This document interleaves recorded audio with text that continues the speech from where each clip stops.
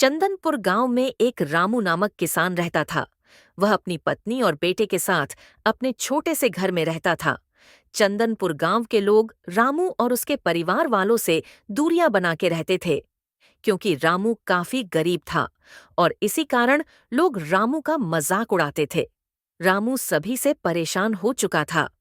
अब रामू को भी लगने लगा कि अब उसे कोई काम धंधा करना पड़ेगा, या तो कुछ ऐसा करना पड़ेगा कि गांव वाले उसकी इज्जत करने लगे और उसे सम्मान से देखे। रामू के पास एक छोटा सा खेत था और वह उसमें मेहनत करके सब्जियां उगाकर उन्हें बाजार में बेचता था और अपने परिवार का गुजारा करता था। लेकिन वह हमेशा अपने जीवन से असंतुष्ट रहता था। उसे लगता था कि उसके पास जो कुछ भी है बहुत कम है और भगवान ने उसे अन्य लोगों की तरह अमीर नहीं बल्कि गरीब बनाया है। सुबह सुबह रामू अपनी सब्जियां लेकर बाजार चला जाता है। वह एक जगह बैठकर अपनी सब्जियां बेचने लगता है, लेकिन कोई भी उसकी सब्जियां नहीं खरीदता, क्योंकि उसके पास बहुत कम सब्जियां थीं। लोग यह देखकर दूसरे दुकानदार के पास चले जाते।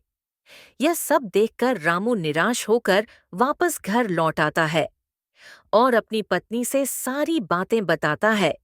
रामू की बातें सुनकर उसकी पत्नी चिंता में आ जाती है। एक दिन रामू उदास होकर बैठा था। वहां से एक संत गुजर रहे थे। संत ने रामू को देखा तो वह काफी परेशान था। संत रामू के पास गए और कहा, कोई परेशानी है तुम्हें?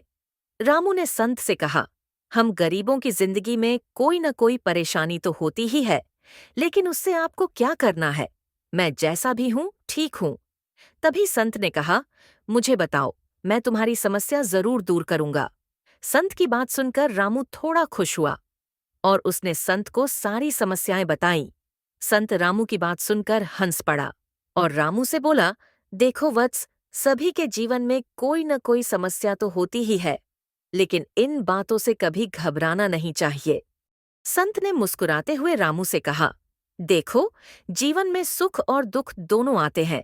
जैसे एक दिन सूरज उगता है और दूसरे दिन अस्त होता है, वैसे ही जीवन में अच्छे और बुरे पल आते रहते हैं। तुम्हारी समस्याएं भी केवल समय का एक हिस्सा हैं। रामू ने थोड़ा आश्चर्यचकित होकर पूछा, लेकिन संत जी, मेरी समस्याएं तो बहुत बड़ी हैं, क्या मैं इनसे कभी छुटकारा पा सकूंगा? संत ने रामू को शांत करते हुए कहा, तुम्हें सबसे पहले यह समझना होगा कि समस्याएं केवल तुम्हारे जीवन का हिस्सा नहीं है, बल्कि वे तुम्हारे अनुभव को भी बढ़ाती हैं। अगर तुम अपनी समस्याओं से डरते रहोगे तो वे तुम्हारी शक्ति को कमजोर कर देंगी, लेकिन अगर तुम उन्हें एक चुनौती के रूप में देखोगे तो तुम मजबूत बनोगे। रामू ने ध्यान से संत की बातों को सुना और थोड़ी देर सोचने के बाद उसने कहा, तो मुझे क्या करना चाहिए? संत मुस्कुराए और बोले, पहला कदम यह है कि तुम अपनी परेशानियों को स्वीकार करो और उन्हें नकारात्मक रूप में न देखो। हर समस्या में एक सीख होती है। दूसरा, अपनी मेहनत और लगन से काम करो, क्योंकि जब तुम अपने कर्मों में ईमानदार होते हो तो परिणाम भी अच्छे होते हैं। और सबसे महत्वपूर्ण, कभी भी उम्मीद नहीं खोनी चाहिए।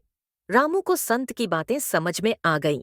उसने तय किया कि वह अब अपनी समस्याओं को एक चुनौती के रूप में लेगा और हर दिन मेहनत करेगा। वह जानता था कि जीवन के उतार चढ़ावों के बावजूद वह एक दिन जरूर अपनी समस्याओं से उबर जाएगा। संत ने रामू की पीठ थपथपाई और कहा, अब तुम तैयार हो। याद रखना, हर समस्या के बाद सुख आता है, बस उसे पाने के लिए संघर्ष करना पड़ता है। रामू संत का आशीर्वाद लेकर खुश होकर अपने घर की ओर बढ़ गया और संत के शब्दों को दिल में संजोते हुए उसने अपनी जिंदगी को एक नई दिशा में आगे बढ़ाया। रामू अब अपने खेतों में दिन रात मेहनत करने लगा और देखते ही देखते कुछ दिनों बाद रामू ने देखा कि उसके खेत में काफी सब्जियां उगाई है। तभी रामू को खेत में से कुछ चमकता दिखाई दिया। जब रामू पास जाकर देखता है तो वहां एक सोने की सब्जी दिखाई देती है। रामू उस सोने की सब्जी को देखकर चौंक जाता है। उसे कुछ समझ नहीं आता और वह सोने की सब्जी को लेकर घर चला जाता है। रामू उस सब्जी को अपनी पत्नी और बेटे को दिखाता है। रामू की पत्नी और उसके बेटे सोने की सब्जी को देखकर दंग रह जाते हैं। रामू और उसके परिवार को यह किसी सपने जैसा लगता है। तभी रामू की पत्नी रामू से कहती है कि देखो जी, आखिरकार भगवान ने हमारी प्रार्थना सुन ली। अब हम भी अपने सपनों को पूरा करेंगे, एक अच्छी सी जिंदगी जिएंगे। रामू सोचने लगता है, उसे लगता है कि इतनी बड़ी बात को गांव के सरपंच को और लोगों को बतानी चाहिए। आखिर लोगों ने मेरा बहुत मजाक उड़ाया है। रामू गांव के सरपंच के पास अपनी सोने की सब्जी को लेकर गया और सरपंच ने जब सोने की सब्जी को देखा तो वो भी चिंता में पड़ गया और वहां खड़े गांव वाले भी। जैसे ही यह खबर सारी ओर फैलने लगी तो गांव के राजा वहां आ जाते हैं और रामू से वह सोने की सब्जी मुंह बोले कीमत में खरीद लेते हैं। गांव वाले रामू की मेहनत और लगन देखकर खुश हो जाते हैं। रामू खुशी से रोने लगता है।